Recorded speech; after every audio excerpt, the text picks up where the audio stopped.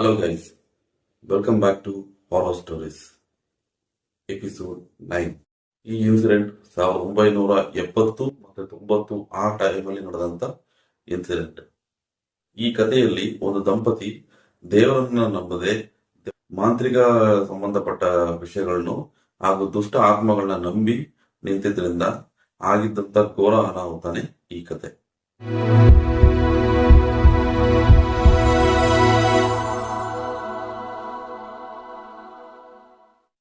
ರಂಗಸ್ವಾಮಿ ಅನ್ನೋ ವ್ಯಕ್ತಿ ಆ ಹಳ್ಳಿಯಿಂದ ಅರ್ಧ ಕಿಲೋಮೀಟರ್ ಆಚೆ ತೋಟದ ಮನೆ ತರ ಮಾಡ್ಕೊಂಡು ಆ ತೋಟದ ಮನೆಯಲ್ಲಿ ಅವ್ರ ಜಮೀನ ಮತ್ತೆ ಮನೇನ ಮತ್ತೆ ಮಗನ್ನ ನೋಡ್ಕೊಂಡು ಚೆನ್ನಾಗಿ ಬದುಕ್ತಾ ಇರ್ತಾರೆ. ಆ ಏರಿಯಾದಲ್ಲಿ ಅಷ್ಟೊಂದು ನೀರು ಮಳೆ ಅಷ್ಟೊಂದು ಇಲ್ಲದೆ ಇದ್ದ ಕಾರಣದಿಂದ ವ್ಯವಸಾಯ ಮಾಡೋದು ಅವ್ರಿಗೆ ತುಂಬಾ ಕಷ್ಟ ಆಗ್ತಾ ಇರುತ್ತೆ. ಸೊ ಅದರಿಂದಾಡಿ ಒಂದು ಬಾವಿ ಮಾಡಿಸೋದ ಅಂತ ಅನ್ಬಿಟ್ಟು ಅವರು ಬಾವಿ ತೋಡೋರನ್ನ ಹುಡುಕ್ತಾರೆ ಮತ್ತೆ ಅವ್ರನ್ನ ಕರ್ಕೊಂಡು ಬರ್ತಾರೆ. ಅವಾಗೆಲ್ಲ ಬಾವಿ ತೋಡ್ಬೇಕು ಅಂತಂದ್ರೆ ಒಂದ್ 10-15 ಜನ ಬಂದು ಒಟ್ಟಿಗೆ ನಿಂತು ಅವರು ಟೆಂಟ್ಗಳನ್ನ ಹಾಕೊಂಡು ತಿಂಗಳಾನುಗಟ್ಲೆ ಕೆಲಸ ಮಾಡಿ ಬಾವಿ ಕೆಲಸನ ಮುಗಿಸ್ಕೊಟ್ಟು ಹೋಗ್ತಾ ಇರ್ತಾರೆ. ಸೊ ಆತರ ಒಂದು ಟೀಮ್ ಹತ್ರ ಇವ್ರಿಗೆ ಅಪ್ರೋಚ್ ಮಾಡಿ ತಮಗೆ ಬಾವಿ ಬೇಕು ಅಂತ ಹೇಳಿ ಆವಾಗಿನ ಕಾಲಕ್ಕೆ ಅವ್ರಿಗೆ ತುಂಬಾ ದೊಡ್ಡ ಅಮೌಂಟ್ ಆಗಿರುತ್ತೆ. ಆ ಅಮೌಂಟ್ ನ ರೆಡಿ ಮಾಡ್ಕೊಂಡು ಅವರು ಬಾವಿ ತಗೊಳ್ಳೋ ಕೆಲಸನ ಶುರು ಮಾಡಿಸುತ್ತಾರೆ. ಬಾವಿ ಸರಿ ಸುಮಾರು ಒಂದು 80 ಅಡಿ 90 ಅಡಿ ಹತ್ರ ಬಂದರೂ ಕೂಡ ಒಂದು ತೊಟ್ಟು ನೀರು ಸಿಕ್ಕಿರಲ್ಲ. ಸರಿ ಏನ್ ಮಾಡೋದ, ಅಕಸ್ಮಾತ್ ನೀರ್ ಸಿಗ್ಲಿಲ್ಲ ಅಂತಂದ್ರೆ ಕೈಯೆಲ್ಲ ಕಾಸು ಖಾಲಿ ಆಗ್ತಾ ಇದೆ, ಈ ಕಾಸಿರೋ ತನಕನೂ ತೋಡಿಸ್ಬಿಡೋದ, ಕಾಸು ತೀರ್ತು ಅಂತಂದ್ರೆ ಅವ್ರನ್ನ ಕಳಿಸ್ಕೊಟ್ಬಿಡೋದ, ಮತ್ತೆ ಏನಾರ ಇನ್ನೊಂದ್ಸಲ ಇಷ್ಟು ಅಮೌಂಟ್ ನಾವು ರೆಡಿ ಮಾಡ್ಕೊಂಡ್ರೆ ಅವಾಗ ಮತ್ತೆ ಇನ್ನೊಂದು ಟೀಮ್ನೋ ಇಲ್ಲ ಇದೇ ಟೀಮ್ನ ಕರೆಸ್ಕೊಂಡು ಈ ಕೆಲಸ ಮಾಡ್ಸೋದ ಅಂತ ಪ್ಲಾನ್ ಮಾಡಿರ್ತಾರೆ. ಆ ಪ್ಲಾನ್ ತಕ್ಕಂತೆ ಆ ಮಾರನೇ ದಿನನೂ ಕೂಡ ತೋಡ್ತಾ ಇರ್ಬೇಕಾರೆ ದಿಢೀರಂತ ಒಳಗಡೆ ಇದ್ದಂತ ವ್ಯಕ್ತಿ ಮಾಲೀಕರನ್ನ ಅಂದ್ರೆ ರಂಗಸ್ವಾಮಿ ಅವ್ರನ್ನ ಬನ್ನಿ ಬನ್ನಿ ಅನ್ನೋ ಕರೆಸ್ತಾರೆ. ಅವ್ರು ದಿಢೀರ್ ಇಷ್ಟು ಅರ್ಜೆಂಟಾಗಿ ಕರೆಸಿದ್ ನೋಡ್ಬಿಟ್ಟು ನೀರ್ಗಿರ್ ಸಿಕ್ಬಿಡ್ತೇನೋ, ಆ ಜಲ ಏನೋ ಸಿಕ್ಬಿಡ್ತು ಅಂದ್ಬಿಟ್ಟು ಖುಷಿಲಿ ಅಲ್ಲಿಂದ ಇಳಿದು ಕೆಳಗಡೆ ಹೋಗಿ ನೋಡ್ತಾರೆ. ಕೆಳಗಡೆ ಹೋಗಿ ನೋಡಿದಾಗ ಒಂದು 7 ಕಲ್ಲುಗಳು ಸಿಗುತ್ತೆ.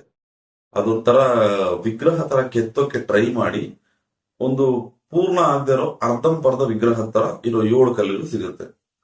ಈ ಕಲ್ಲುಗಳನ್ನ ಮೇಲ್ಗಡೆ ತಗೊಬಂದು ನೋಡಿ ಇದೇನೋ ಅವ್ರಿಗೂ ಆ ಕಲ್ಲಿಗೂ ಸಂಬಂಧವೇ ಇಲ್ಲ, ಯಾಕಂದ್ರೆ ಮಣ್ಣು ಮತ್ತೆ ಅಲ್ಲಿ ಸಿಗೋ ಕಲ್ಲುಗಳಿಗೂ ಈ ವಿಗ್ರಹಕ್ಕೂ ಸಂಬಂಧವೇ ಇರಲ್ಲ, ಇದೇನಕ್ಕೆ ಅಂತ ಅಂದ್ಬಿಟ್ಟು ಎಸೆಯದ ಅಂತಂದಾಗ ಆ ರಂಗಸ್ವಾಮಿಗೆ ಒಬ್ಬ ಮಗ ಇರ್ತಾನೆ. ಆತನ ವಯಸ್ಸು ಸರಿಸುಮಾರು ಒಂದು 6-7 ವರ್ಷ ಆಗಿರುತ್ತೆ. ನನಗ್ ಕೊಡಿ, ನಾನು ಆಟ ಆಡ್ಕೋತೀನಿ ಅನ್ನೋ ತರ ಅವ್ರ ಅಪ್ಪನ ಹತ್ರ ತುಂಬಾ ರಿಕ್ವೆಸ್ಟ್ ಮಾಡ್ಕೊತಾನೆ. ಸರಿ ತಗೋ ಹೋಗು ಅಂತ ಅಂದ್ಬಿಟ್ಟು ಮಗು ಕೈಲಿ ಆ 7 ಕಲ್ಲುಗಳನ್ನ ಕೊಟ್ಟು ಕಳಿಸ್ಬಿಡ್ತಾರೆ. ಅವತ್ತು ಫುಲ್ಲು ಬಾವಿ ತೋಡೋ ಕೆಲಸ ನಡೆಯುತ್ತೆ, ಬಟ್ ನೀರು ಸಿಗಲ್ಲ.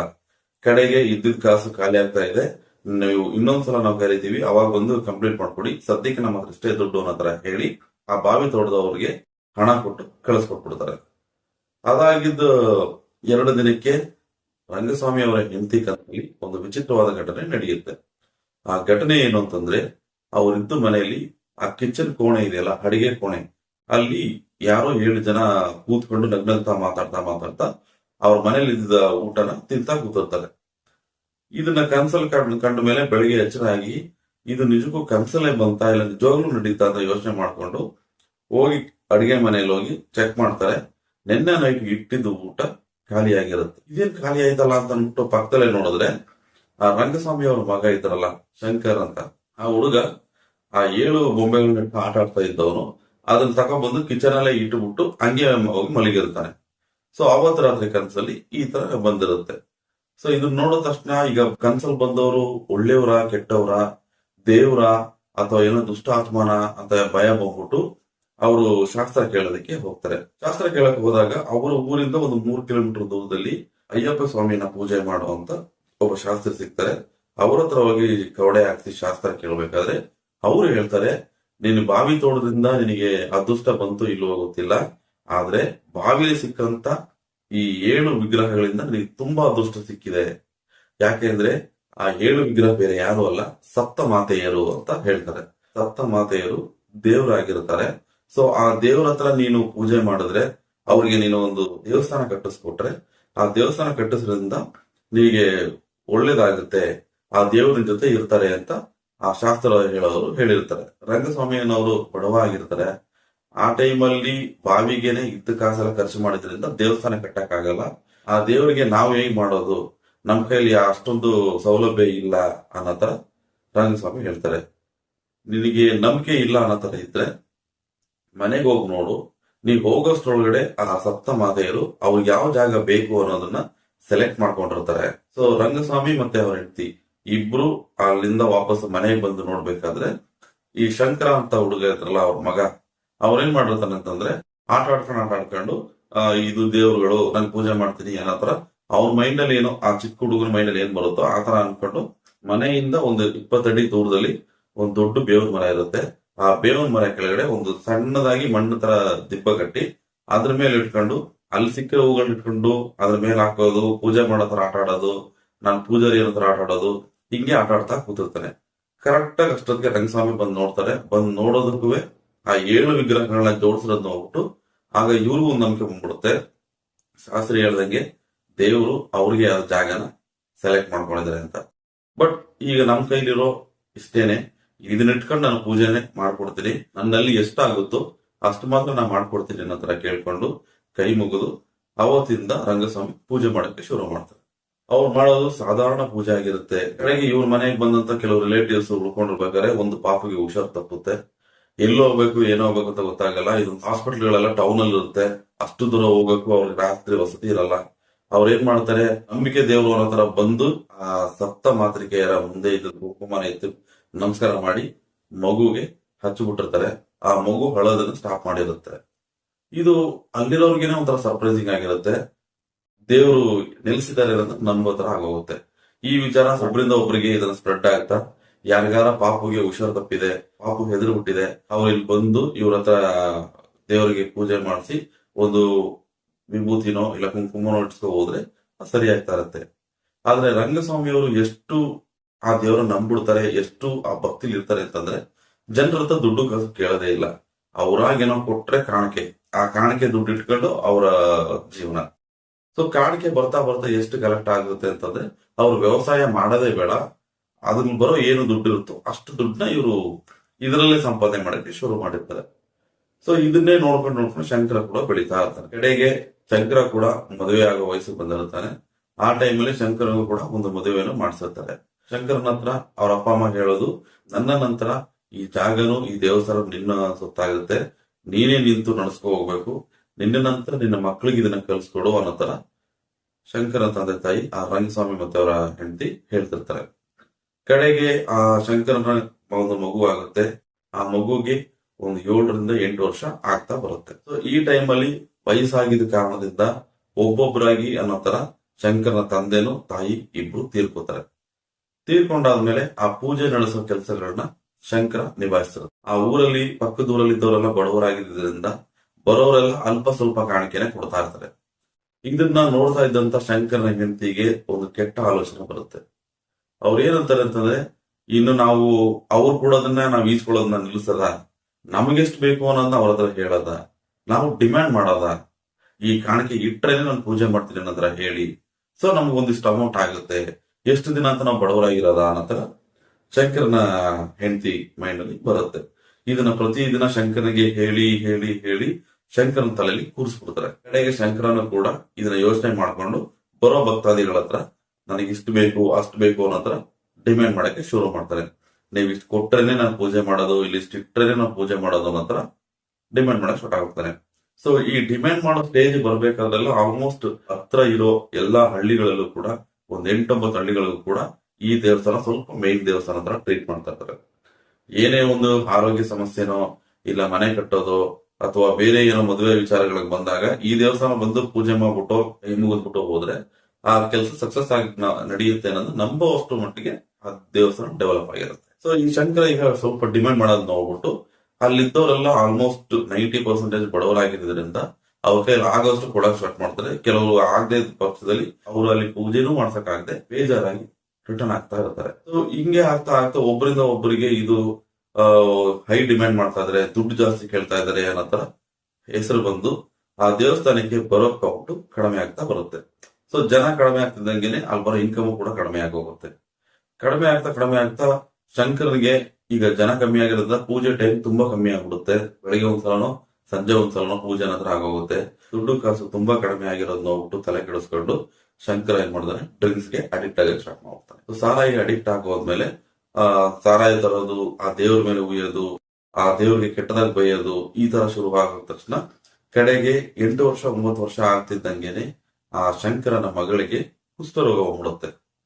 ಕುಷ್ಠರೋಗ ಬಂದ ತಕ್ಷಣ ಆ ಟ್ರೀಟ್ಮೆಂಟ್ಗೋಸ್ಕರ ತಾಲೂಕು ಹಾಸ್ಪಿಟ್ಲು, ಡಿಸ್ಟಿಕ್ ಹಾಸ್ಪಿಟ್ಲ್ಗೆ ಎಲ್ಲಾ ಕಡೆನೂ ಕರ್ಕೊಂಡು ಚೆಕ್ ಮಾಡಿ ನೋಡ್ತಾರೆ. ಬಟ್ ಆ ಪಾಪು ಉಳ್ಕೊಳ್ಳಲ್ಲ.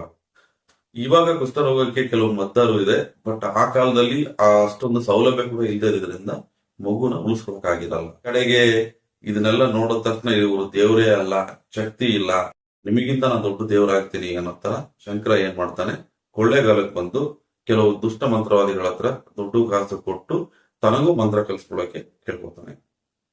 ದುಡ್ಡಿಗೆ ಆಸೆ ಪಟ್ಟಂತ ಕೆಲವು ದುಷ್ಟ ಮಂತ್ರವಾದಿಗಳು ಅವನಿಗೆ ಟ್ರೈನಿಂಗ್ ಕೊಡ್ತಾರೆ. ಹೇಗೆಲ್ಲ ಮಂತ್ರ ಮಾಡಬೇಕು, ಹೇಗೆಲ್ಲ ಮಾಟ ಮಾಡಬೇಕು ಅನ್ನೋದೆಲ್ಲ ಕಲಿಸ್ಕೊಡ್ತಾರೆ. ಎಲ್ಲದನ್ನು ನೀಟಾಗಿ ಕಲ್ತು ತಾನೇ ಒಬ್ಬ ದೊಡ್ಡ ಮಂತ್ರವಾದಿ ಆಗೋ ರೇಂಜ್ ಕಲ್ತ್ಕೊಡ್ತಾನೆ. ಸೊ ಕಲ್ತಾದ ತಕ್ಷಣ ರಿಟರ್ನ್ ಮನೆಗೆ ಬರ್ತಾನೆ. ಮನೆಗೆ ಬಂದು ಅದಾದ್ಮೇಲೆ ಶಂಕರ ಒಂಟಿಯಾಗಿ ಬದುಕಕ್ಕೆ ಶುರು ಆಗ್ತಾನೆ. ಈ ಶಂಕರನ ಹೆಂಡತಿ ಏನಾಗ್ತಾರೆ ಅನ್ನೋದೇ ಇದರಲ್ಲಿ ತೀರಾ ಸಸ್ಪೆನ್ಸ್ ಆಗಿರುತ್ತೆ. ಮಂತ್ರ ಕಲ್ತು ಬಂದು ಇದ್ದಿದ್ದನ್ನ ನೋಡಿ ಶಂಕರನ ಹೆಂಡತಿ ಓಡೋದ್ರು, ಇಲ್ಲ ಮನೆ ಬಿಟ್ಟು ಓಡೋದ್ರು, ಇಲ್ಲ ಬೇರೆಯವ್ರ ಜೊತೆ ಓಡೋದ್ರು, ಅಥವಾ ಶಂಕರನೇ ಅವ್ರನ್ನ ನರಬಲಿ ಕೊಟ್ನು, ಅದು ಇವತ್ತುವರೆಗೂ ಸಸ್ಪೆನ್ಸ್ ಆಗಿ ಉಳ್ಕೊಂಡಿರುತ್ತೆ. ಅದು ಮಿಸ್ಸಿಂಗ್ ಕೇಸಲ್ಲಿ ನಿಂತೋಗಿರುತ್ತೆ ಹೊರತು ಊರ್ ಜನ ಮಾತಾಡೋ ಪ್ರಕಾರ ಆಕೆಗೆ ಏನಾಗಿದೆ ಅನ್ನೋದೇ ಯಾರಿಗೂ ಗೊತ್ತಿರಲ್ಲ. ಸೊ ಆ ತೋಟದ ಮನೇಲಿ ಅವನೊಬ್ನೇ ಉಳ್ಕೊಂಡಿರ್ತಾನೆ. ಎಷ್ಟೋ ದಿನ ರಾತ್ರಿಗಳಿಗೆ ಪೂಜೆ ಮಾಡೋದು, ಪುನಸ್ಕಾರ ಮಾಡೋದು, ಊರೊಳಗಡೆ ರಾತ್ರಿ ಒಬ್ಬನೇ ಬಂದು ಕೋಳಿ ಕತ್ಕೊ ಹೋಗೋದು, ಮರಿ ಕತ್ಕೊ ಹೋಗೋದು, ಹೀಗೆ ಮಾಡ್ತಾ ಇರ್ತಾನೆ. ಈ ಕೆಟ್ಟ ಬುದ್ಧಿ ನೋಡಿ ಊರವರೆಲ್ಲ ಫುಲ್ ಟೆನ್ಷನ್ ಆಗ್ಬಿಟ್ಟಿರ್ತಾರೆ. ಇವ್ರಿಗೆ ಏನಾದ್ರು ಬುದ್ಧಿ ಕಲಿಸ್ಬೇಕಲ್ಲ ಅಂತ ಅನ್ಬಿಟ್ಟು ಕಾಯ್ತಾ ಕೂತಿರ್ತಾರೆ.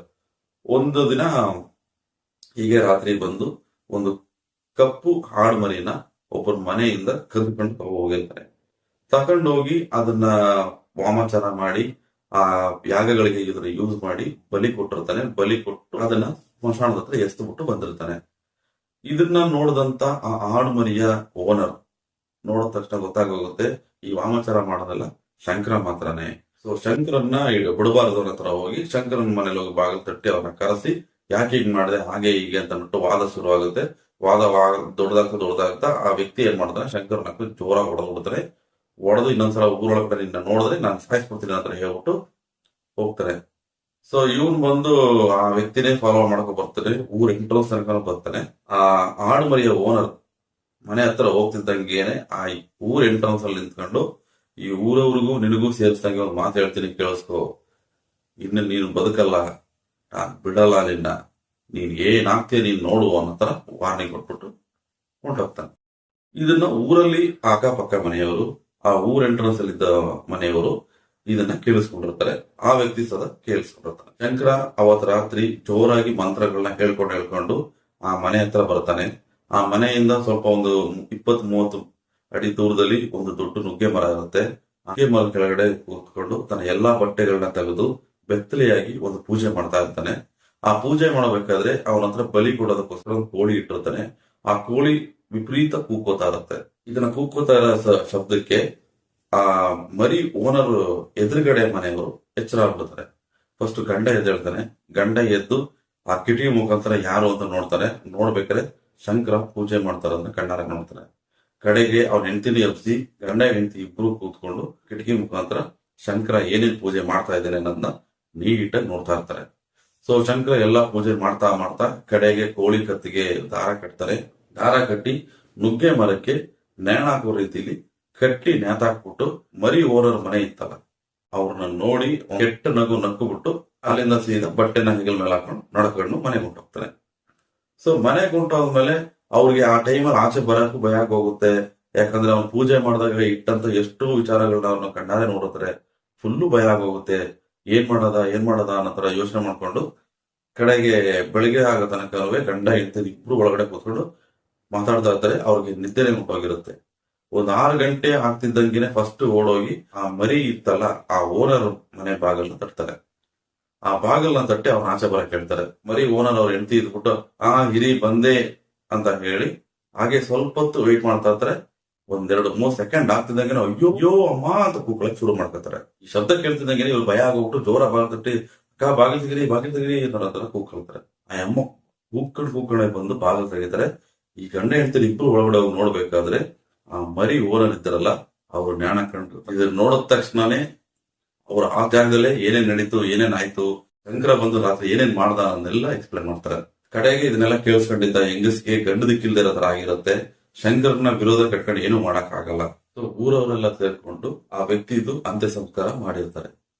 ಸೊ ಈ ಅಂತ್ಯ ಸಂಸ್ಕಾರ ಆಗಿ 2 ದಿನ ಆಗ್ತಾ ಇದ್ದಂಗೆನೆ ಅದೊಂದು ಹಳ್ಳಿ ಆಗಿದ್ದರಿಂದ ಹಳ್ಳಿ ಜನ ವಾಶ್ರೂಮ್ ಯೂಸ್ ಮಾಡಕ್ಕೋಸ್ಕರ ಬಯಲಲ್ಲಿ ಹೋಗ್ತಾ ಇರ್ತಾರೆ.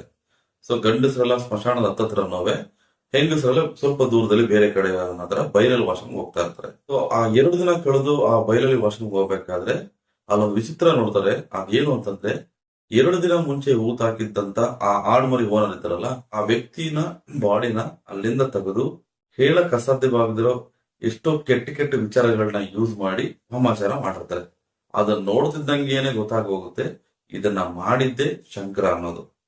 ಸೊ ಊರವರೆಲ್ಲ ಡಿಸೈಡ್ ಮಾಡಿ ಇದಕ್ಕೇನಾದ್ರು ಒಂದು ಅಂತ್ಯ ತೋರಿಸ್ಲೇಬೇಕು ಅನ್ನೋ ತರ ಪ್ಲಾನ್ ಮಾಡ್ಕೊಂಡು ಆ ಊರಿಂದ ಒಂದು 3 ಕಿಲೋಮೀಟರ್ ಆಚೆ ಇದ್ದಂತ ಅಯ್ಯಪ್ಪ ಸ್ವಾಮಿನ ಪೂಜೆ ಮಾಡುವಂತ ಆ ಶಾಸ್ತ್ರಿ ಹತ್ರ ಹೋಗಿ ಕೇಳ್ತಾರೆ. ಅವ್ರು ಹೋಗಿ ಕೇಳ್ಬೇಕಾದ್ರೆ ಆ ಶಾಸ್ತ್ರಿ ತೀರ್ಕೊಂಡಿರ್ತಾರೆ. ಅವ್ರ ಮಗ ಅದು ನಡೆಸ್ತಾ ಇರ್ತಾರೆ. ಅವ್ರ ಹತ್ರ ಹೋಗಿ ಈ ತರ ನಿಮ್ ತಂದೆನೆ ಇದನ್ನೆಲ್ಲ ಇಟ್ಟು ಮಾಡಿಕೊಟ್ಟಿದ್ದು, ಇವಾಗ ಫಸ್ಟ್ ಚೆನ್ನಾಗಿತ್ತು, ಇವಾಗ ಅವನು ಕೆಟ್ಟವನಾಗ್ಬಿಟ್ಟಿದ್ದಾನೆ, ಅವನು ದುಷ್ಟ ಮಂತ್ರವಾದಿ ಆಗ್ಬಿಟ್ಟಿದ್ದಾನೆ ಅನ್ನೋ ತರ ಹೇಳಿದಾಗ ಅವಾಗ ಅವ್ರು ಏನ್ ಮಾಡ್ತಾರೆ, 10 ನಿಮಿಷ ಧ್ಯಾನ ಮಾಡ್ಬಿಟ್ಟು ಇದಕ್ಕೆಲ್ಲ ಪರಿಹಾರ ಆ ವ್ಯಕ್ತಿಗೆ ಅಂತ್ಯ ತೋರಿಸ್ಬೇಕು ಅಂದ್ರೆ ಆ ಸಪ್ತ ಮಾತೃಕೆಯರಿಂದ ಮಾತ್ರನೇ ಸಾಧ್ಯ ಅನ್ನೋ ತರ ಹೇಳಿ ಆ ಸಪ್ತ ಮಾತೆಯರನ್ನ ತಂದು ನೀವು ಊರು ಎಂಟ್ರೆನ್ಸ್ ಅಲ್ಲಿ ಇಟ್ಟು ಪೂಜೆ ಮಾಡಿ ಸರಿ ಆಗುತ್ತೆ ಅನ್ನೋ ತರ ಹೇಳ್ತಾರೆ. ಸರಿ ಅನ್ಬಿಟ್ಟು ಇವ್ರು ಹೋಗಿ ಸಪ್ತ ಮಾತೆಯರನ್ನ ತರಕಂತ ಅನ್ಬಿಟ್ಟು ಅವ್ನು ಇಲ್ದೇ ಇರೋ ಟೈಮಲ್ಲಿ ತೋಟದ ಕಡೆ ಹೋಗಿ ನೋಡ್ತಾರೆ. ಆ ಮರದ ಕೆಳಗಡೆ 7 ವಿಗ್ರಹಗಳು ಇರಲ್ಲ. ಶಂಕರ ಏನ್ ಮಾಡಿರ್ತಾನೆ ಅಂತಂದ್ರೆ ಆ ವಾಮಾಚಾರ ವಿದ್ಯಾನ ಕಲ್ತ್ಕೊಂಡು ಬರ್ತಿದ್ದಂಗೆನೆ ಆ 7 ವಿಗ್ರಹನ ತೆಗೆದು ಬಾವಿಲಿ ಎಸ್ಬಿಡ್ತಾರೆ. ಈ ವಿಚಾರಗಳು ತಿಳಿತಿದ್ದಂಗೆನೆ ಈ ವಿಚಾರನ ತಂದು ಆ ಶಾಸ್ತ್ರಿ ಅವ್ರ ಹತ್ರ ಹೇಳಿದಾಗ ಅವರು ಅಮಾವಾಸ್ಯೆ ದಿನ ರಾತ್ರಿ ಆದ್ರೆ ಅವನು ಆ ವಾಮಾಚಾರನ ಪ್ರಾಕ್ಟೀಸ್ ಮಾಡ್ಕೊಳ್ಳೋಕೋಸ್ಕರ ಬೇರೆ ಊರಿಂದ ಆಚೆ ಇರೋ ಸ್ಮಶಾನಕ್ಕೆ ಹೋಗ್ತಾನೆ. ಸೊ ನೀವು ಆ ಟೈಮ್ನ ಯೂಸ್ ಮಾಡ್ಕೊಂಡು ನೀವು ವಿಗ್ರಹ ತಂದ್ಬಿಡಿ. ಆದ್ರೆ ತರಬೇಕಾದ್ರೆಲ್ಲ ನೀವು ಕೇಳ್ಕೋಬೇಕಾಗಿರೋದು ಸಪ್ತ ಮಾತೆಯರ ನಮಗೋಸ್ಕರ ಬನ್ನಿ, ನಾವು ನಿಮ್ಮನ್ನ ಪೂಜೆ ಮಾಡ್ತೀವಿ, ನಮಗೋಸ್ಕರ ಬನ್ನಿ, ನಮ್ಮನ್ನ ಕಾಪಾಡಕ್ ಬನ್ನಿ ಅನ್ನೋ ತರ ಬೇಡ್ಕೋಬೇಕು. ಅವಾಗ್ಲೇನೆ ಅವ್ರ ನಿಮ್ ಜೊತೆ ಬರೋದು ಅನ್ನೋ ತರ ಹೇಳ್ತಾರೆ. ಯುವಕರ ಗ್ಯಾಂಗ್ ಇಟ್ಕೊಂಡು ನೀವು ಬೇಗ ಮಾಡ್ಕೊಳ್ಳಿ, ಬಾವಿಲಿ ಇಳಿದು ಎತ್ಕೋಬಿಡಿ ಅನ್ನೋ ತರ ಹೇಳಿರ್ತಾರೆ. ಸೊ ಊರ ಯಜಮಾನ್ರೆಲ್ಲ ಯುವಕರ ಗ್ಯಾಂಗ್ ಇಟ್ಕೊಂಡು ಬಂದು ಬಾವಿಲಿ ಇಳಿದು ತೆಗಿಯೋದಿಕ್ಕೆ ಪ್ಲಾನ್ ಮಾಡಿ ಹುಡುಕಿಸ್ತಿರ್ತಾರೆ. ಎಷ್ಟೋ ತರ ಸಿಗಲ್ಲ. ಆಗ ಶಾಸ್ತ್ರಿ ಹೇಳಿದ ವಿಚಾರ ಜ್ಞಾಪಕ ಬರುತ್ತೆ. ಆ ಮಾತುಗಳನ್ನ ಯೂಸ್ ಮಾಡ್ಕೊಂಡು ಬನ್ನಿ, ನಮಗೋಸ್ಕರ ಬನ್ನಿ ಅನ್ನೋ ತರ ಕೇಳ್ಕೊಂಡು ಹುಡುಕ್ತಾ ಇರ್ಬೇಕಾದ್ರೆ ಈ ಮಿಂಚುಳ ಮಿಂಚುತ್ತಲ್ಲ, ಆ ಮಿಂಚುಳ ಮಿಂಚೋ ತರನೇ 1-2-3 ಕಡೆ ಮಿಂಚಕ್ ಸ್ಟಾರ್ಟ್ ಆಗುತ್ತೆ. ಎಲ್ಲಿ ಮಿಂಚುತ್ತೋ ಆ ಕಡೆ ಬೆಳಕು ಬರ್ತಾ ಇತ್ತೋ ಅಲ್ಲಿ ಕೈ ಹಾಕಿ ತೆಗಿದಾಗ ಒಂದೊಂದು ವಿಗ್ರಹ ಸಿಗುತ್ತೆ. ಈ ತರ 7 ವಿಗ್ರಹನ ಕಲೆಕ್ಟ್ ಮಾಡಿ ತಂದು ಊರು ಎಂಟ್ರೆನ್ಸ್ ಅಲ್ಲಿ ಅದನ್ನ ಪ್ರತಿಷ್ಠಾಪನೆ ಮಾಡಿ ಪೂಜೆ ಮಾಡ್ಬಿಟ್ಟು ಹೋಗ್ತಾರೆ. ಅವತ್ತು ರಾತ್ರಿನೇ ಇದಾಗಿದ್ದು ಮಾರನೇ ದಿನ ಬೆಳಗ್ಗೆಗೆಲ್ಲ ಶಂಕರ ವಾಪಸ್ ಬರ್ತಾನೆ. ವಾಪಸ್ ಬಂದು ಮತ್ತೆ ಅವತ್ತು ರಾತ್ರಿ ಬಲಿ ಕೊಡೋದಕ್ಕೋಸ್ಕರ ಮರಿನೋ ಕೋಳಿನೋ ತಗೋಬರಕ್ ಅಂದ್ಬಿಟ್ಟು ಊರೊಳಗಡೆ ಹೋಗ್ತಾನೆ. ಇದಾಗಿದ್ದು ಬೆಳಗ್ಗೆ ಆಗುತ್ತೆ. ಅದೇ ಬಯಲು ವಾಶ್ರೂಮ್ಗೋಸ್ಕರ ಬಂದಂತ ಗಂಡಸರು ಆ ಘಟನೆ ನೋಡ್ತಾರೆ. ಅಲ್ಲಿಂದ ಸೀದಾ ಹೋಗಿ ಊರವ್ರನ್ನೆಲ್ಲ ಕರ್ಕೊ ಬರ್ತಾರೆ. ಕರ್ಕೊ ಬಂದು ಎಲ್ಲರೂ ನಿಂತು ನೋಡ್ತಾರೆ. ಅದು ಏನಾಗಿರುತ್ತೆ ಅಂತಂದ್ರೆ ಆ ಶಂಕರ ರಕ್ತ ಕರ್ಕೊಂಡು ಬಿದ್ದು ಸತ್ತೋಗಿರ್ತಾನೆ. ಒಂದು ಕೋಳಿನೋ ಮರಿನೋ ಬಲಿ ಕೊಟ್ರೆ ಎಷ್ಟು ರಕ್ತ ಆಚೆ ಚೆಲ್ಲಿರುತ್ತೆ, ಅಷ್ಟು ರಕ್ತನು ಶಂಕರನ್ ಬಾಯಿಂದ ಆಚೆ ಬಂದಂಗೆ ಬಂದಿರುತ್ತೆ. ಇದನ್ನೆಲ್ಲ ನೋಡಿದ ತಕ್ಷಣ ಆ ಸಪ್ತ ಮಾತೃಕೆಯದು ವ್ಯಾಲ್ಯೂಸ್ ಅವ್ರಿಗೆ ಗೊತ್ತಾಗುತ್ತೆ. ಆ ಶಂಕರನ ಬಾಡಿನ ಊರವರೇ ಎತ್ಕೊಂಡೋಗಿ ಗುಂಡಿ ತೋಡಿ ಒಂದು ನಾಯಿ ಊತಾಕದ ರೇಂಜ್ ಅಲ್ಲಿ ಊತಾಕ್ದಂಗೆ ಊತಾಕ್ಬಿಟ್ಟು ಬಂದ್ಬಿಡ್ತಾರೆ. ಶಂಕರನ ಮನೆ ಬಾಳ ಬಿದ್ದೋಗುತ್ತೆ. ಆದ್ರೆ ಅವತ್ತರಿಂದ ಇವತ್ತರವರೆಗೂ ಈ ಇನ್ಸಿಡೆಂಟ್ ನಡೆಯೋದು 97-98 ಟೈಮಲ್ಲಿ. ಅವತ್ತರಿಂದ ಇವತ್ತರವರೆಗೂ ಆ ಊರ್ ಕಾವಲಿಗೆ ಸಪ್ತ ಮಾತೆಯರೇ ನಿಂತಿರ್ತಾರೆ. ಈ ಸ್ಟೋರಿ ಹೇಗಿತ್ತು ಅನ್ನೋದನ್ನ ಕಮೆಂಟ್ಸ್ ಅಲ್ಲಿ ಅಪ್ಡೇಟ್ ಮಾಡಿ. ನಿಮ್ಮ ಹತ್ರನೂ ಈ ತರ ಯಾವ್ದಾದ್ರು ಸ್ಟೋರೀಸ್ ಇತ್ತು ಅಂತಂದ್ರೆ ನನಗೆ ಇಲ್ಲಿ ಕೊಟ್ಟಿರೋ ಇನ್ಸ್ಟಾಗ್ರಾಮ್ ಲಿಂಕ್ ಅಲ್ಲಿ ವಾಯ್ಸ್ ನೋಟ್ ಆಗಿ ಸೆಂಡ್ ಮಾಡಿ. ನಿಮ್ ಸ್ಟೋರಿನೂ ಕೂಡ ನಮ್ಮ ಯೂಟ್ಯೂಬ್ ಚಾನಲ್ ಅಲ್ಲಿ ಪ್ರೆಸೆಂಟ್ ಮಾಡ್ತೀನಿ. Thank you.